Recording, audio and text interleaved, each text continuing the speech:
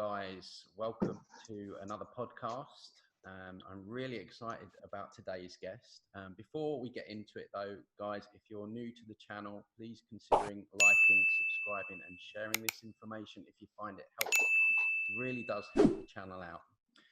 So today's guest is Jerry Marzinsky. Hi there, Jerry. How are you doing?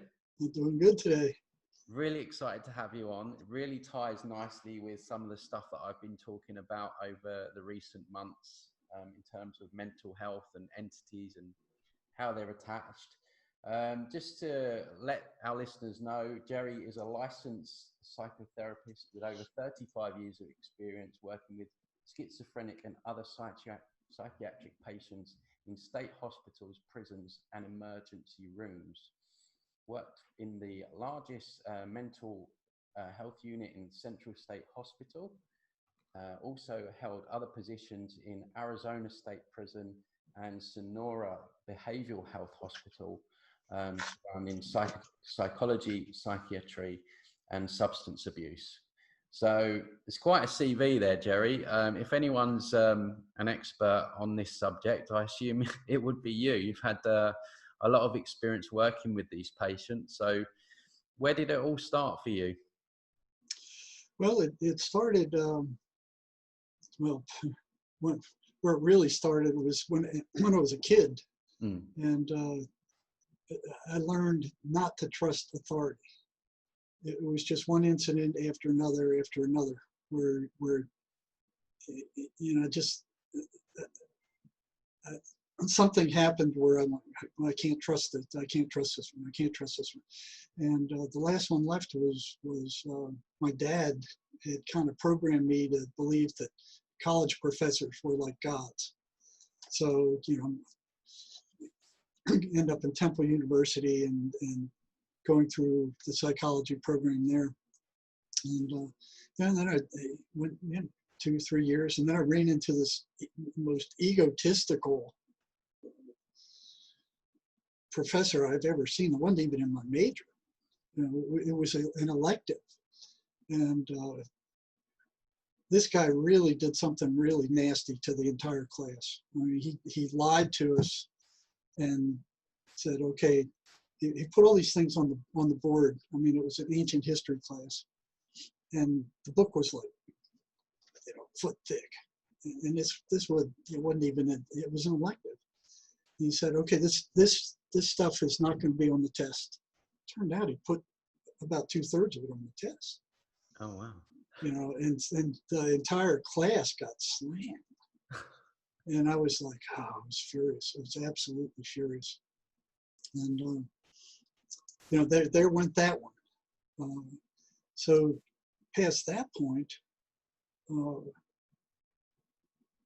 you know, here's all this stuff coming out. And what I hated about undergraduate psychology is you didn't have access to the clinical population. The only thing you could really check out with what they were saying was in experimental psychology, where you could go in there and you could play with the rats and you could run these different things and you could see what was happening. But everything else you had to take their word for it. And I didn't like that, since, you know, especially after that one professor. So you look in the back of the psych book and you go, where'd they get this information? And it was like, this guy got it from this guy, got it from this guy, who got it from this guy, and got it from this guy. And very few of them were out on the front lines in clinics. You know, they were academics. And, you know, I'm like, shoot, you know, it's like, you said you were scuba diving. I remember one time I was down on the bottom, and here's this little colony of these little fish that had these little mounds, and they stick their heads out of the mounds. And then when one left to steal a rock from another to add to his mound, another fish came and stole his little rock. And I'm fascinated with this. I didn't even know why. The only ones that were bringing in new rocks were the ones on the edge of the colony. Yeah. They were bringing in new material, and the rest were just stealing it from each other. And I saw that, and I went, that's what these guys are doing. Yeah. You know, they're just, you know, they're just taking this, and it's like, you know, intellectual incest. And very few of them were clinicians, you know, that had spent any significant time out on the front lines in mental health. I mean, they might have been student counselors, but most of them were academics. So it's like, hey. Isn't it scary though, how, you know, like you said, people don't question it. They get a textbook and they just learn whatever's in this textbook and they treat it as gospel. And so this Chinese whispers gets passed along and it's, you know, propagated as truth. And everyone's saying the same thing. As you say, no one's bringing new rocks to the party. So you had some deep-rooted suspicions straight off the bat then, it sounds like. Well, yeah, and then there were a couple of them, they're still in undergraduate psych, where we were assigned this one research article to read, where this psychologist who said that if two crazy people were to encounter each other with the same delusion, so if both of them believed they were Genghis Khan, one of them would have to give way and change that delusion to something else. And I'm like, why would they have to do that? They're both crazy. What would foster such a thing? You know, and I'm kind of looking through this article to see why this guy said this, and he just said it. I mean, it was just, so fast forward probably 15, 20 years, I was working in Central State Hospital. It was the biggest psychiatric institution in the world at the time I got there. On that video you sent me the link. This place is huge. For listeners out there, just Google the image. It's a massive place. Yeah, it was like 2,000 acres and over 200 buildings. There were probably over 10,000 psychiatric patients there when I first arrived. So I was assigned to one of the psychiatric wards, and you know, one day I was making my rounds on the second floor. It's a big old brick building, like 100 years old, and I'm looking for new patients and patients who were rehabilitatable, somebody we could send over to the local rehab center and perhaps get a job. And, can I just interrupt there? What is classed as rehabilitation according to that system? Well, what we had was a vocational rehabilitation system on the grounds of the state hospital. Mm-hmm. So what our job was to find the highest functioning psychiatric patients that we could find, that we thought we could train and give a vocational skill to, and then get them out of the hospital with a job. Okay. So we were constantly searching for those high functioning patients that we could perhaps get out of there. I was making the rounds one day, and here's this new psychiatric patient walking back and forth through this big day room. So there was a day room, and then 4 big wings came off where the patients lived. And this guy's walking around talking to himself. I kind of crept up near him, and I was listening to his conversation. And it was like he was hearing voices, and it was like listening to one side of a telephone conversation. You know, where you're listening to somebody talking, and they're responding to somebody. And it wasn't, you know, what do you call it, verbal cabbage or garbage, or you know, it was a coherent conversation. I mean, who or whatever he was talking to was talking back to him. Yeah. And then he saw me, and you know, I introduced myself, and I said, "You're new. I haven't seen you here before. What's your name?" And he looks me in the eye and he goes, "I'm Jesus Christ." Right. Oh, okay. I said, looked him straight in the eye and said, "No, you're not Jesus Christ, because I am." You know, and I'm waiting to see what that guy said 20 years ago or 15 years ago, and I'm sitting there with like, okay, what's going to happen next? Was that a protocol thing to say, or was it just was that the rebel in you just kind of? Well, that was a rebel in me, kind of like, okay, well, here's my chance to check out what this guy said 15 years ago. Yeah. You know, because it's stuck in my head, and I'm sitting there, you know, kind of watching him, like, what's he going to do? You know, is he going to change his delusion like this guy said he would, or what's going to happen? So I'm like on pins and needles watching him. Then he kind of thinks, and you know, he's kind of, and then he looks back up at me and he goes, "Okay, we can both be Jesus Christ." And he walks off. And I go, "Okay, what else did they lie to me about?" Yeah. You know? And then there was another one, you know. So here's all these incidents where they just come out and say things, you know, and psych students don't have any recourse. It's not like engineering or mathematics or any of the hard sciences where you could actually go check things out. No, you're expected to believe what they say, and they don't want to be questioned. You know, if you question them too much, they don't like it. Especially you start getting up in the higher levels. When I was in the PhD program, boy, they didn't like to be questioned at all. You asked too many questions there, and you were in trouble. So the second one, let me see, what was the second one? So just on that, obviously the rebel in you asked that question. How would a normal kind of employee, if a patient had come out with that, they would just be told to just ignore it basically, or? Yeah, they just go, he's crazy, you know, and that's kind of what they did. It's like they didn't ask questions. They didn't ask anything about the voices. You know, it's like, these guys are crazy. They're out of there. They're in a different world. There's no way that's just the way they are. It's a chemical imbalance, you know, which is a bunch of crap. Yeah. And I started watching that too. So, you know, when I first got there, I started asking the nurses and the psychiatrists and the other psychs there, you know, why are they acting? Because it was always self-destructive. It was always destructive. You know, they were always self-sabotaging. They were always hurting themselves. They were cutting themselves. They were attempting suicide. They were committing suicide. They were attacking other patients, and they were attacking psychiatrists at a rate that was unbelievable. I mean, and just psychiatrists, nobody else, not psychologists, not psych nurses. You know, they were attacking psychiatrists almost at the same rate they were attacking attendant staff that were there 24 hours a day. You're talking physical attacks or verbal? Physical attacks, which was one of the first things I noticed. You know, I was like, why are they attacking psychiatrists? Well, and the psychiatrist at the state hospital would only spend 15, 20 minutes a month with them. So I'm like thinking, what are they doing to piss these guys off in 20 minutes where they're getting slammed? So would they attack, I don't know, like the cook or the cleaner, or in the same way? Was it just the psychiatrist? No, they would periodically. I mean, whoever really. So you had to be careful because once they're pissed off, you don't know what they're going to do. But you know, they would leave most staff alone. But boy, they went after the psychiatrist, and I'm like, why was that? Why is that? And I even have the rate of that here somewhere. Well, I actually read something interesting on your website. I've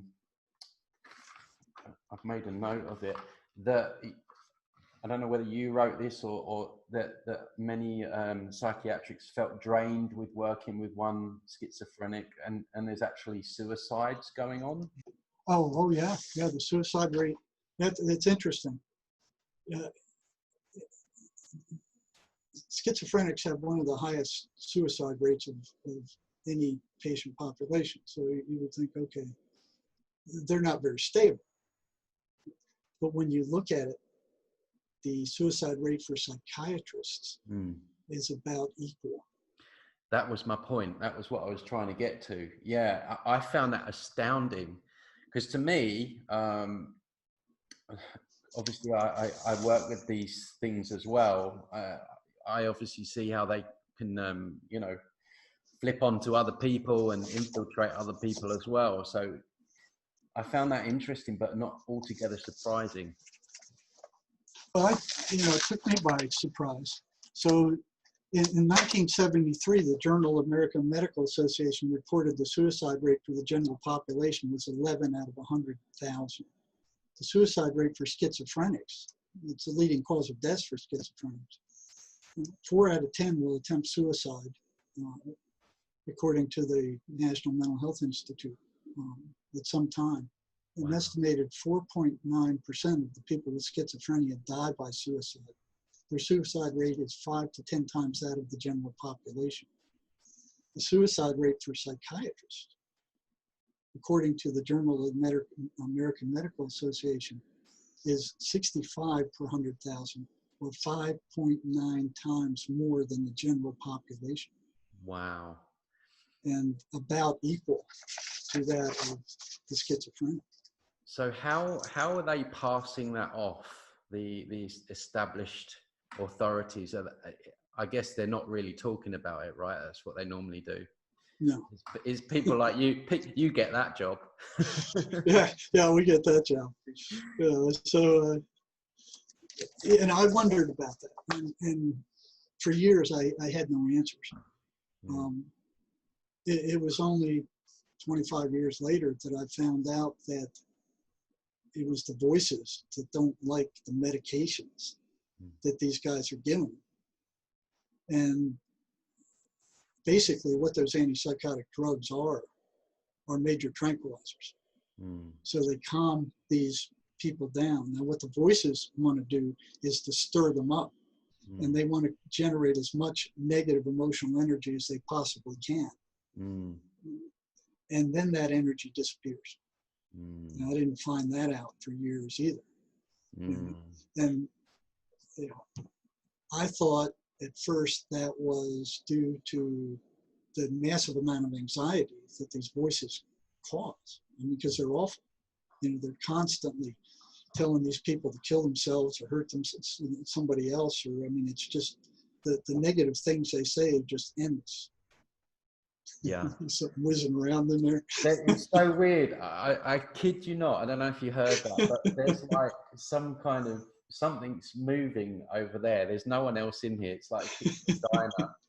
And it's quite interesting for people watching this. I was just saying to you off air, like the high, and I get this with sessions as well. Before sessions, these voices, let's call them, or entities, whatever, will, if I can't see someone for a week or two, they will really get into people and cause anxieties and fears. And then yesterday, as I was saying to you, I had just one thing after another go wrong, and the weird things that don't normally happen. And then they were drilling upstairs, and then there was noise out there, and then we couldn't connect before. It's actually really interesting to observe. But yeah.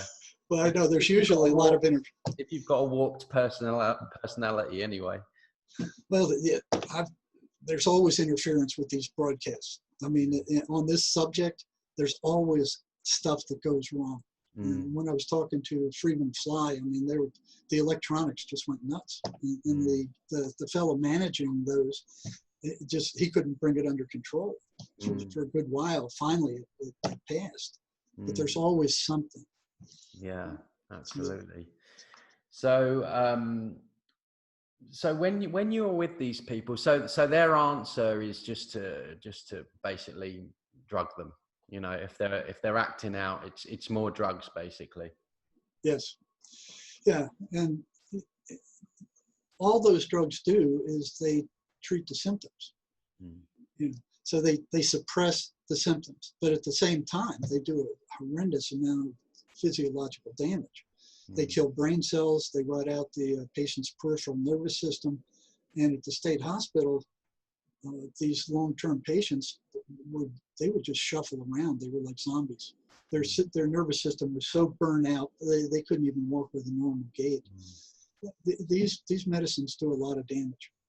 Yeah. And you know, they will not consider any other form of treatment. And anybody in the medical profession who starts talking like we are is immediately condemned. Dr. Ermark, he's from Turkey. He was a professor in one of the big military academies in Turkey. And he watched a shaman cure several schizophrenics. So he wrote an article in a journal, and he published that. And he got attacked all up one side and down the other. Okay. So he wrote, what if schizophrenics really are possessed? And he got, what did this lady say? So basically he saw this. He said, this deserves to be investigated. Okay. Now this is a response that some highfalutin professor in England, it was, what was it? one of those big universities in England. I forgot which one it was. So she wrote, "This is a dumbfounding argument, and it's shocking to find it published in a post-medieval peer-reviewed journal. Lest anyone suspect me of being unfairly prejudiced against the possibility of demons, let me point out that even those who subscribe to demonic metaphysics could not be persuaded by Ermark's argument. His observation that there exist similarities between the clinical symptoms of schizophrenia and demon possession is no more surprising than the observation that there exist similarities between financial compensation for childhood tooth loss and visits by the tooth fairy. In each case, the latter is a hypothesis motivated by a desire to explain the former. If the uncanny similarity between schizophrenic and demonic possession is evidence that demonic possession is real, then the uncanny similarity between financial compensation and childhood tooth loss and visits by the tooth fairy is presumably evidence that the tooth fairy is real." And this lady goes on, and she's got no experience whatsoever, no clinical experience. She was like a philosophy professor or something like that. I wrote her back and I slammed her. I told her, you've never lived with a schizophrenic, you've never worked with one, I can see you've never had a conversation with one, you have absolutely no idea what the voices say to these patients, your closed-minded ivory tower colleagues never asked about it, you know nothing of the fixed predictable patterns run by these people, you know little or nothing about the effect the voice, and I just slammed her and said, you arrogant, egotistical fool. And waited for her to respond, and she never did. But this is the kind of response you get when you go, there are alternative therapies. Yeah, it's all classed as woo-woo, I guess. They'll easily, put it down like that. But I wonder if these people come out because there's $14.6 billion made by pharmaceutical companies in antipsychotics. So they have no investment in finding a cure. They make a lot more money suppressing the symptoms and then convincing the populace that there is no other treatment. And it's the same with a lot of these other diseases, aren't they? It's all about the symptoms, treating the symptoms rather than getting to the root cause. Because if we get to the root cause, then suddenly big pharma's out of pocket, right? Oh yeah, they changed. They were investing hardly any money in schizophrenic research because they haven't been able to find anything. They've been barking up the wrong tree with their chemical imbalance theory that's been proved completely fallacious. I mean, it's been proved wrong, and yet they continue to push that. I was reading again on your website about that term, chemical imbalance. You know how they love their wordplay, don't they? It's almost like a watered down, it really just kind of softens the blow, doesn't it? When people are told that there's a chemical imbalance in their brain, I guess. Yeah, it's like, oh yeah, we know what it is, but they don't even know what the chemical imbalance of the brain should be. There's a number of neurotransmitters in there. They have no idea what the chemical balance of the brain should be, or what this stuff does. For 10 years after antipsychotic drugs came out, they had no idea how it worked or why it worked. And they're fallacious bullcrap about we spend millions of dollars in research in these chemicals, and that's why we have to charge so much for these things. The antipsychotic drugs were discovered in a lab, a dye lab in France, by accident.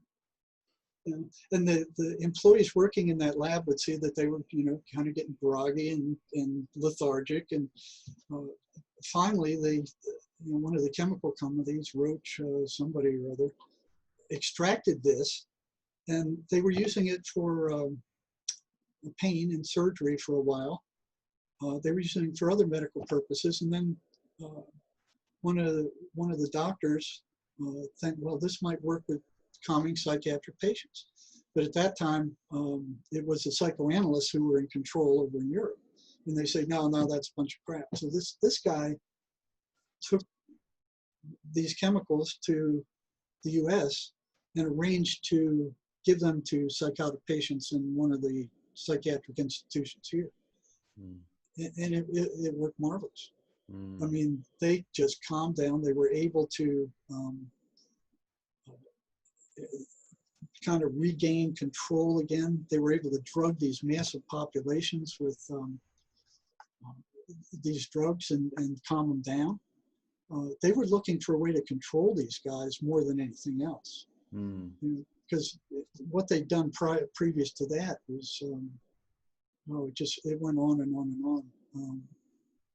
So what did they do in the old days before the drugs were about? Because I watched the link that you sent me on that massive hospital that you worked at, and a lot of people went missing and stuff. Like family members are going back there and stuff.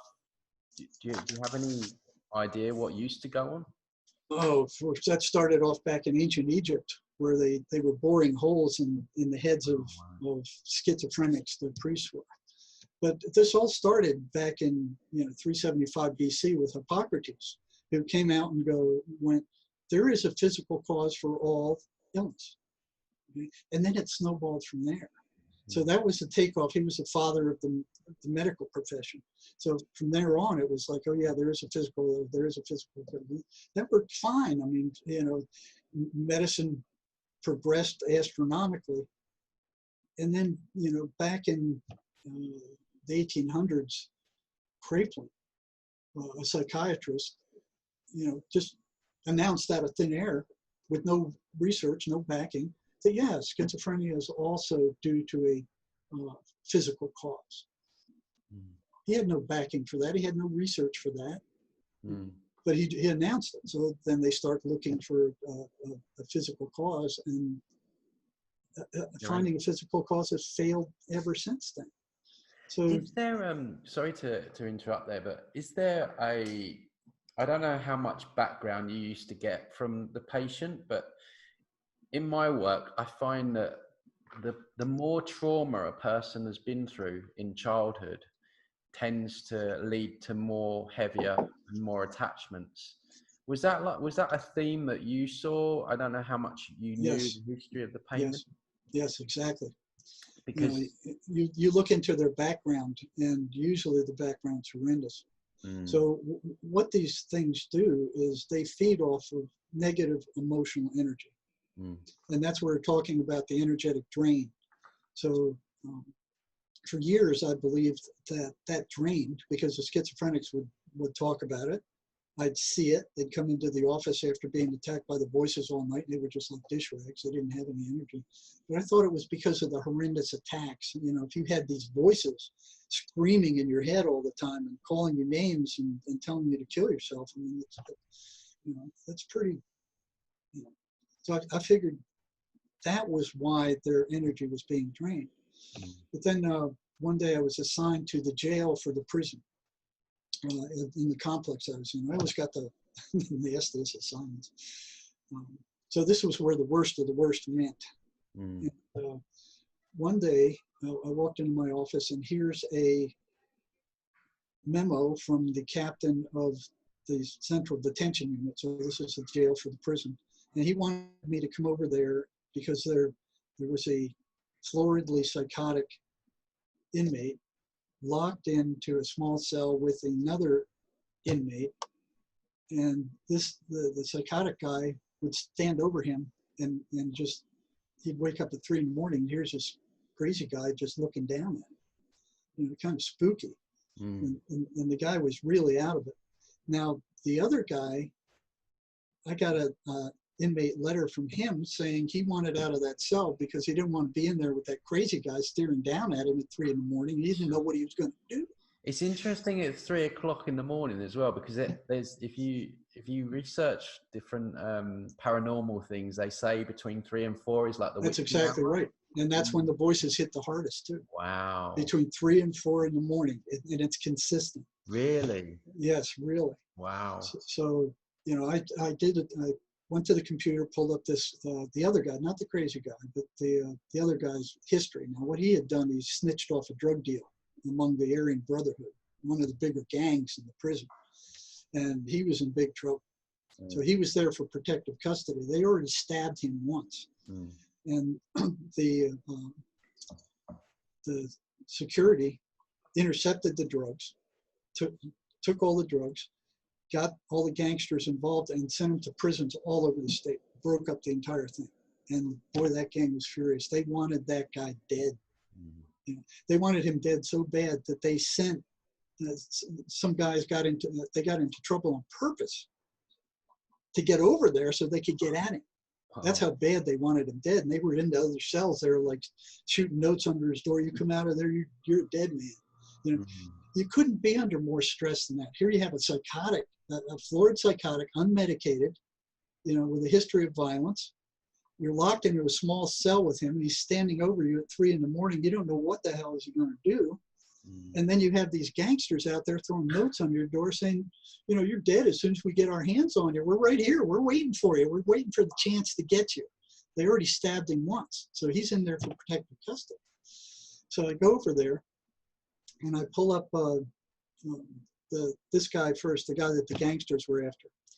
And, you know, noticeably, he's anxious and upset. And I watch him as he comes up the steps. And he just flies up those steps and then walks quickly in the office. He's got plenty of energy. You know, he's depressed. Yeah, but he's not dragging. I mean, he's functioning well. He's talking. He's expressing himself well. And I'm like, okay. You know, he couldn't be under more stress than that. He's got plenty of energy. So after I was finished with him, let him go back, and then I called up his cellmate, the psychotic guy. He could barely make it up the steps. He looked like he had lead in his boots. He just had on the handrails, pulled himself up, and kind of meandered in the office, sat down in the chair, and he was just no energy whatsoever. And after talking to him, I mean, he could just barely speak. He was so drug out. After I got out of there, I went, that's not the cause. You know, anxiety is not the cause. So I'm like, and that was my theory for years. So I'm like, where am I going to go from there? So, you know, like, well, where's their energy going? And then previous to that, you know, I was working, what I always had in the prison was a group of prisoners who agreed to tell me in real time what their voices were telling them as we were together in session. You know, if the voices were talking, I wanted to know about it. So the whole time I was there, I had this select group of inmates, and it was usually 10 or 12 of them, you know, because a lot of them don't want to talk about what their voices are saying, but these guys agreed to tell me in real time what their voices were saying. In turn, I agreed not to have them locked up or medicated or you know, get them in trouble with security as long as they weren't the imminent threat to themselves or anybody else. So it was like walking on the razor's edge. You know, I had to trust them and they had to trust me. You know, was that protocol, or was that you just? Oh no, no, that's not protocol. That is not protocol. We kept this very quiet. Yeah. So you were really, you know, you were taking risks to find out. I was taking risks. If one of those guys, you know, I remember one guy come in. He said the voices are telling me to stab this guard, and he disrespected me, you know, and they're, you know, and I'm like, listen, man, can you hold? You know, you know, if you can't keep it under control, I'm going to have to do something. You know, and so we talked a while, and he goes, yeah, I can take it, I can keep it under control. And I said, I'm going to watch you. You know, and I want you to check in with me every friggin' morning until I feel comfortable with you. And you know, so they had to trust me, I had to trust them. Because if I had locked that guy up, and his intent was not, I mean, and I determined his intent was not to actually harm that guard after I talked to him for a while. If he had, I'd have been, you know, and they found out about it, I'd have been fired. You know, why didn't you tell us? You know, on the other hand, if he said that, the voices are telling me to stab this guy, and I said, okay, I'm going to have you locked up. That's it. That group wouldn't say anything. It would get around, and I would get no information from them at all. Yeah.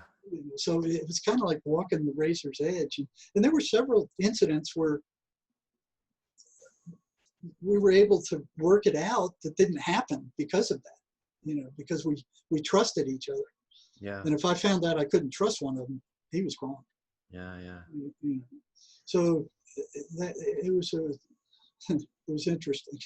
So I've got to ask the next question is obvious. What kind of things were you getting from them? What feedback were you getting when you had disagreement with them? Well, their voices didn't like me very much at all. So basically I would try different things to see what would interfere with the voices. And I noticed when I was working at the state hospital that the schizophrenics, when the preacher had an ice cream social in the main area there where the schizophrenics wouldn't go, and ice cream was hard to come by there, ice cream and cake, and they would stay on the dingy ward rather than go down there, and it was all of them. And I'd walk around. I saw that week after week. This happened month after month, and finally asked them, "Well, why are you staying up here when you could be down there having ice cream?" And, "Well, I don't like preachers. I don't like the Bible. I don't like, And finally, someone said, "When I try to read the Bible, the voices get louder." Oh, really? Wow. Yeah. Oh, yeah. And I went. Well, that's interesting. So, when I hear something like that, it registers. I don't accept it as truth right away, so I'd start asking some of the others. Yeah. So all the schizophrenics on my caseload, does this happen to you? So, yeah, it happened one after the other. The ones who tried to read the Bible, the voices got louder, and they would actually say, "This is a bunch of crap." And one of them, I remember, one said that the voices told him Jesus couldn't even save himself. What makes you think he's going to help you?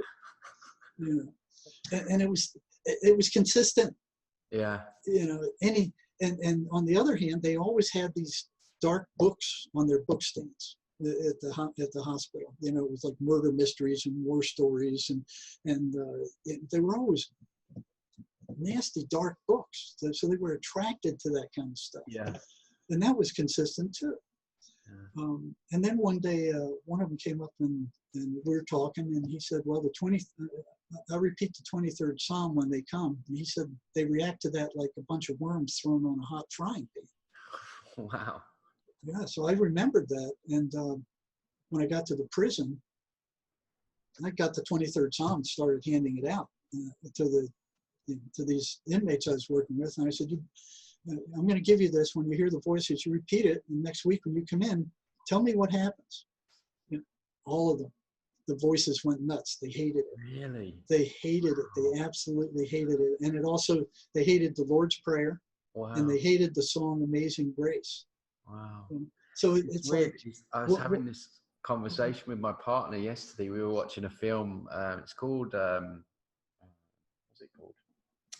I forget what it's called anyway, but it's about, possession and that stuff, because we're both Scorpios, so we like looking at the dark a lot. So, but again, in there were references to the Bible, and you hear of all these exorcisms and how they don't like and it's weird because I'm not religious at all. I believe in a universe, a creation, but they really don't like it, do they? I wonder what that is. I wonder what's true. Well, you would think, why would a hallucination react like that? What if they were a hallucination? You wouldn't expect them to care about religion one way or the other. But Maybe it was it's consistent. The energy of, I guess, I don't know, like the energy behind the message of love and peace, and they don't want anything to do with that. Maybe if you had another paragraph you wrote yourself, which was from you, which was along those lines, maybe they would hate that just as much as well. I just wonder. Well, what I did do, I was always curious, So what I did is got some of these dark books they had, and I would get a paragraph out of that, and then I would take a paragraph about the same size out of the Bible, and I would tell them to read it, and then I'd take it back and I said, write down everything you remember about what you just read. And then I give them the dark one and say, okay, write down everything you remember about what you just read. They always remember like twice as much about the dark stuff than they did the Bible. Yeah, and it was consistent. Unbelievable. You know, so Unbelievable. why would a hallucination do that? Now the other thing was the voices were always negative, consistently, unswervingly negative. You know, they never said anything good about the patient or anybody else around the patient. It was always negative, derogatory. I have a listing of you know, just some of the stuff they say, and it just goes on and on and on. You know, like no one will ever love you. You're a piece of garbage. You're wasted flesh. You're poor. You're going to stay poor. That's what you deserve. Neither you or your family or anybody cares about you. You're rotten. You don't deserve love. You can't do anything right. You have no talent. You're worthless. You know, positive people make them sick. You have no reason to feel good. You don't deserve respect. You're stupid. You're ugly. It just goes on and on. Every negative, derogatory thing you could think of. Wow. Now, why? You know, what I started wondering was, what? You know, hallucinations are random. You know, they're positive, they're negative, they're neutral, they're all over the place. You know, there's nothing holding them to any kind of form, or they're just all over the place. You know, what holds these voices on a consistently, unswervingly negative path? You know, something is confining them to the negativity. Mm. You know, and what is that? You know, if they were hallucinations, you wouldn't expect them to react against the Bible or that kind of stuff. You wouldn't expect them. You would expect them to be random. They're not. Yeah. You wouldn't expect them to run these patterns like this. Yeah. Now, you think psychiatry looks at this? No. Oh, we were taught in school that they're hallucinations, so they must be hallucinations because we were told by the psychiatry professor they're hallucinations, and they're due to a chemical imbalance that doesn't exist, but they didn't tell us that in school. You know? So you worked with a lot of people down the years, and did you find that you were the only one that was thinking can't be right? There's got to be. Were you kind of on your own path with this? Yeah, that's exactly what happened. You know, and it's weird because I hate puzzles, I hate math. You know, I hate figuring things out. But when it comes to this stuff, it was driving me crazy. You know, it was like I had to know what was going on. And that was the same way throughout my career. When somebody walked into the emergency room that was crazy, you know, I had to find out what it was and how it was working. And I remember the first time I saw somebody come in with, they were smoking, what is that crap? Bath salts or something like that. I know what you mean, but I can't remember the word either. Yeah, but it wasn't reacting like anything I ever saw before. Yeah. You know, and I was watching them and I'm going, well, they're not crazy. It's not meth. And I'm like, what is it? You know, what is this? And I finally found out it was that, you know, those bath salt things or something. Yeah. You know, this crazy drug that, you know, but. Well, have you seen some of these drugs that are out now? I forget the terms, but like superhuman strength, these people, it's complete takeover as far as I'm concerned. You know, smashing into cars and, you know, like, meth. Yeah, meth. And amphetamine is one of the most dangerous drugs out there. I've seen more people go psychotic on amphetamine than any other drug. Oh, really? I mean, they go crazy and they stay there. And the way it, you know, they feel like, oh, superhuman and strong and bright and everything's working and they feel great. And you know, they come down and they're depressed for 2 or 3 days and they, you know, keep it up. And then they, you know, they start seeing shadow people. You know, these are 3-dimensional shadows. Usually they don't have any facial features. You know, they walk across the room, they come through walls. They're humanoid in shapes. What's weird is some of them have capes and hats and other stuff. And they're not just human shapes. Sometimes they're other kinds of animals or some weird stuff. and they just show up. They're darker than the rest of the room, and this is consistent. And I remember when meth started coming on the scene, I was working as a contractor for the prison. I'd already retired, and here they are talking. The prisoners are talking about shadow people. So I'm like, well, what are the shadow people? What are you talking about? Well, they're the tree people. They're humanoid, dark shapes, and they hide up in the trees. And if you watch them too long, they come down out of the trees and they come toward you. So, okay, I logged it in, and then prisoner after prisoner who was using meth, I'd ask them about the shadow people, and it was all consistent. They all were seeing the same thing: three-dimensional shadows with no facial features, no eyes, no nose. And then one day, one of them told me, yeah, I did see eyes. And so, well, what color were they? Lime green. That's weird. So I started asking them if they saw the eyes. And the eyes were either red or lime green. And what was weird was that the correlation between the patients who saw the eyes and the amount of trouble they were in with the amphetamine was consistent. The more addicted they were to the stuff, the more they saw the eyes. So I actually use that as a diagnostic tool. Yeah. And they all said, if you start paying attention to these shadow people, they start coming toward you. Right. And that was usually enough to scare them off. And then one day I ran into a prisoner who said, well, I ran an experiment with them because we wanted to see if my friend, who was also a meth addict, whether we were seeing the same shadow person. So what they did is they were injecting meth. They went out to one of the Indian reservations in the middle of nowhere, and in their truck, they stopped, and one guy injected the meth and waited, and then he started seeing the shadow people. So he'd ask the other guy who was straight at the time, well, there's one over there by the tree. You see him? What's he doing? You see what he's doing?